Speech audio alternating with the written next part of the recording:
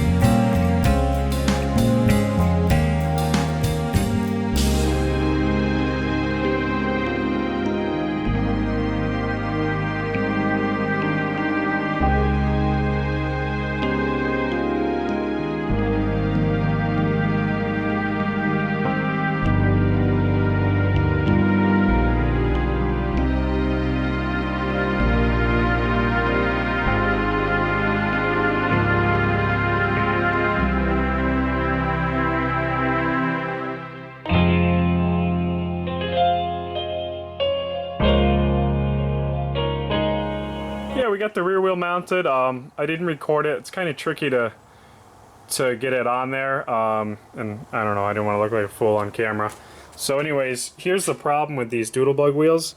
You can see there's in between the bearings there's a sleeve, and you know, it's easily moved around, but it needs to be lined up to slide the bolt through. So what I use is I just use this long like pin punch, you know, so it slides in, then you can just maneuver the sleeve a little bit as you're sliding the bolt in, and yeah, it seemed to work pretty good. It took a little while. And any of those of you that might have had a keen eye probably noticed the tire was backwards as I was mounting the sprocket on, so I had to take the tire off and flip it around. But this one's a lot newer. I rotated them.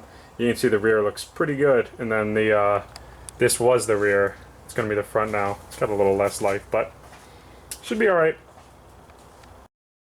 Alright, so here you can see a better idea of the different bolt holes I was talking about. There's two bolt patterns. They're actually the same bolt pattern as far as dimensions, but one is offset certain amounts of the other. It looks square now because the whole bike's crooked. Just that's how I'm mocking it up for now to put the rear wheel and get all the drive system set up.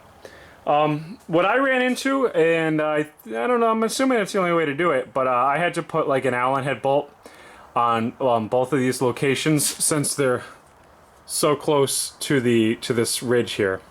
I just used a regular bolt here and there, but yeah, these were, I believe, a 5/16 fine thread.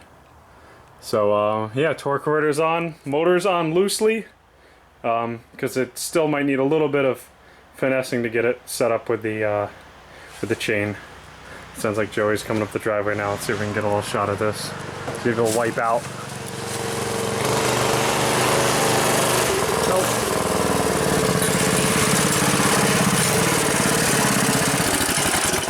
Yeah, he's not really doing much to help out the redneck stigma of mini bikes with the Walking Dead pajamas riding down the road.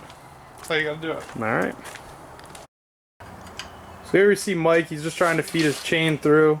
What size chain do you run on that? Number 40. Number 40. None of that 420 blaze it stuff Scott's got. I forgot what size is on mine. 40. 40? I'm pretty sure, yeah. I mean, 40 or 41, it's the same. let's see, we're gonna get this, or are we gonna have to use a half link? I think we'll have to use a half.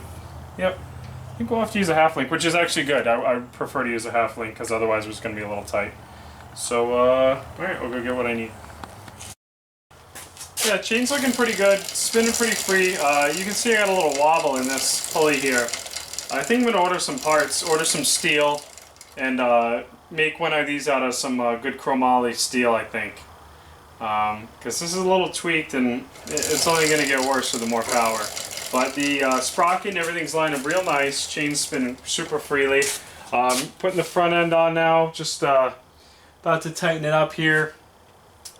Just gotta, it's a little tricky, but you gotta put some washers in between here and there to put a little bit of load on the bearings. So yeah, I'll go ahead and tighten that up, put the wheel on.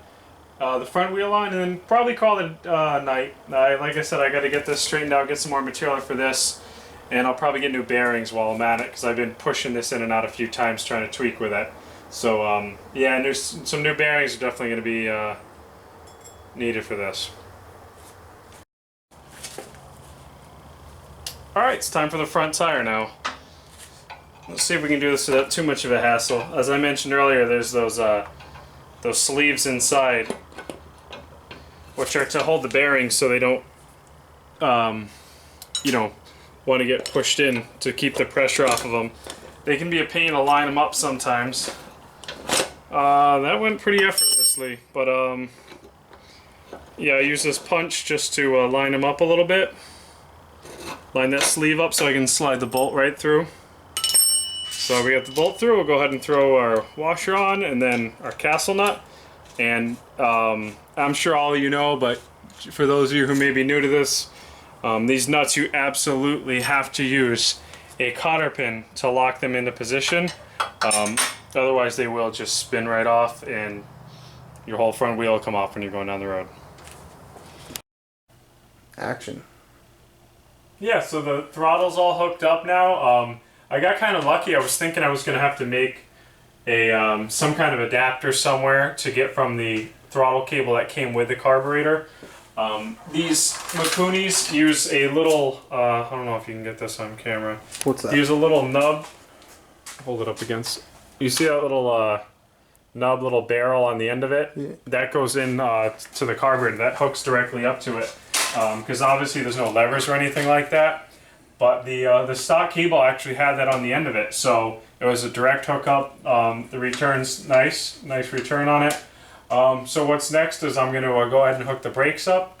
They can be a little bit of a trick to adjust them, but I'm using the stock brakes and kind of half planning on buying one of the hydraulic conversions. I think they're about $45 online, and seeing how that works. But if any of you guys use the hydraulic ones and think they're better, the braking power is better, you know, go ahead and leave a comment and I'll probably pick one of them up. But for now I'm just hesitant as to if they're actually going to work better or not. Okay, we got the cables all done up for the throttle and the brakes. Again, using stock Doodlebug brake and throttle grips. It came up pretty good. I just put some zip ties on it.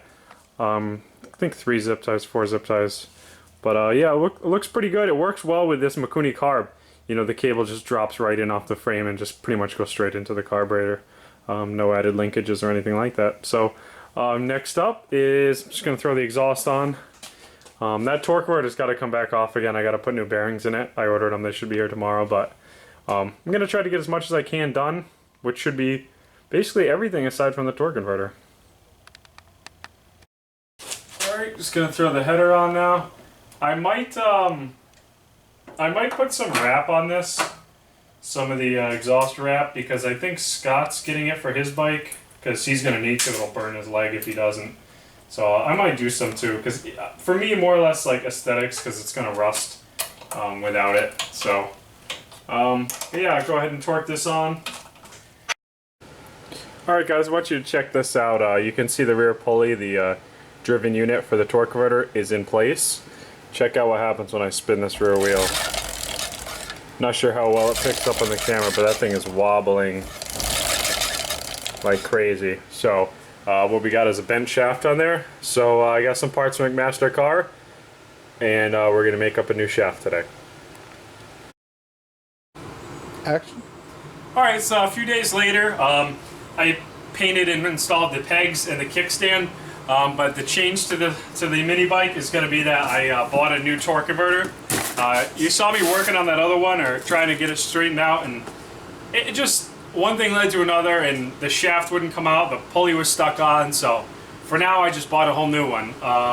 And then I'll get the other one going, I'll put it on another bike eventually, but I got the GTC, it says made in America. I don't know if the whole thing is or just this nice plate here. It's aluminum.